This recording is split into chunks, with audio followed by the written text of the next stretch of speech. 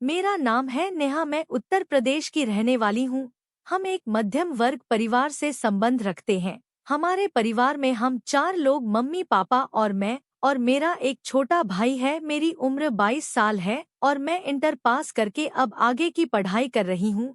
हमारे परिवार की आर्थिक स्थिति अच्छी नहीं है, इसलिए मेरे पापा जॉब करते हैं और मेरा भाई पढ़ता भी है और वह भी पार्ट टाइम जॉब करता है। लड़कियों को हमारे परिवार में जॉब करना अच्छा नहीं समझते, इसलिए मेरे पापा और मेरा भाई जो मुझसे छोटा है वह बस मेरी पढ़ाई खत्म हो जाने के बाद मेरी शादी कर देना चाहते हैं। घर में सबसे खुशमिजाज मैं ही हूँ और मजे में रहती हूँ।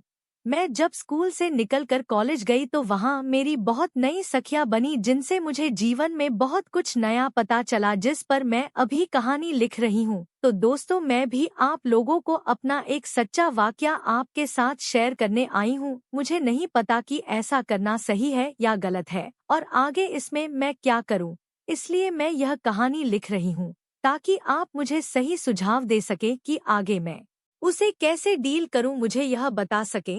जब मैं बड़ी हुई, या आप कह सकते हैं कि जब मैं 19 साल की हुई तो ऐसी हो गई कि अगर कोई भी मुझे देख ले तो अपना होश खो बैठे। मेरी इसी अवस्था पर ध्यान मेरे भाई का भी गया और अक्सर मैंने यह महसूस किया कि घर में रहते हुए जब मेरा ध्यान उस पर नहीं होता तो वह मुझे अक्सर घूरा करता है। वह चुपचाप मुझे निहारता है, हालांकि मैं उनसे कुछ नहीं कहती क्योंकि हर अवस्था में यह होता है। यह एक आम बात है, एक लड़के का एक लड़की की तरफ आकर्षित होना। मेरी उम्र और मेरे छोटे भाई की उम्र में कोई खास अंतर नहीं है, हम दोनों में बस 1.5 साल का अंतर है। चलिए खैर, मैं अब आपको आगे की अपनी कहानी सुनाती हूँ। दिन ऐसे ही बीत रहे थे। एक दिन मैं कॉलेज गई तो वहाँ मेरी सखियों ने मुझसे कहा, चल किसी ट्रिप का प्लान बनाते हैं, कहीं घूमने चलते हैं। क्योंकि मैं अपने घर की हालत जानती थी, ट्रिप के लिए पैसे चाहिए थे, तो मैं उनसे मना करने लगी, लेकिन वे मुझे फिर भी फोर्स करने लगी कि तू हमारे साथ चल रही है और हम उस दिन जा रहे हैं।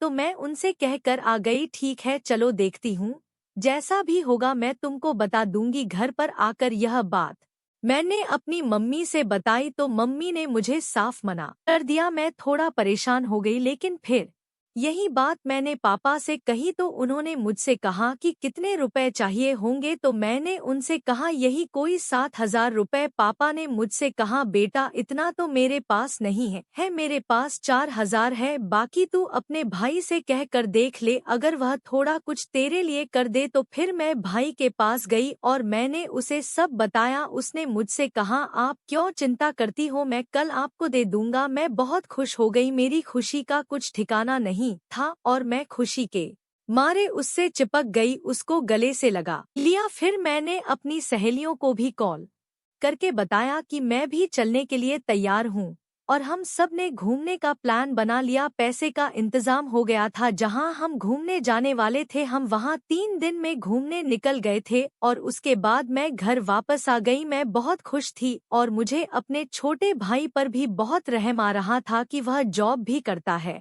और उसने मेरी खुशी के लिए कितना कुछ किया। लेकिन कहानी अभी बदलने वाली थी। मुझे नहीं पता था कि वह मेरे लिए कुछ ऐसी फीलिंग भी रखता है जिसके लिए उसने यह सब किया था। हम दोनों बहन भाई एक कमरे में सोते हैं, पापा मम्मी दूसरे कमरे में सोते हैं। जब से उसने मेरी हेल्प की तो मैं थोड़ा उसके करीब हो गई थी और वह भी मुझसे थोड़ा और घुल मिल गया था, लेकिन मैंने महसूस किया कि अब वह ज्यादा छूने की कोशिश करता है। मैंने यह जानते हुए भी उसे कुछ नहीं कहा क्योंकि मैं उसके प्रति बहुत खुश थी। हम दोनों एक ही बेड पर सोते हैं, बेड के एक साइड पर वह सोता है और दूसरे साइड पर मैं सोती हूँ। लेकिन मेरा भाई मुझसे बहुत प्यार करता था और रोज बोलता था कि कुछ चाहिए तो मुझे बता दिया करो। लेकिन दोस्तों, मैं सुबह जगती तो मुझे बेड पर अलग अलग सा लगता था। तो दोस्तों, आप बताओ बेड अलग क्यों लगता था? और दोस्तों, मेरा भी आगे कुछ होगा तो आप लोगों को जरूर बताऊंगी। तो आपको हमारी कहानी कैसी लगी कमेंट करके जरूर बताएं और चैनल को सब्सक्राइब जरूर करें।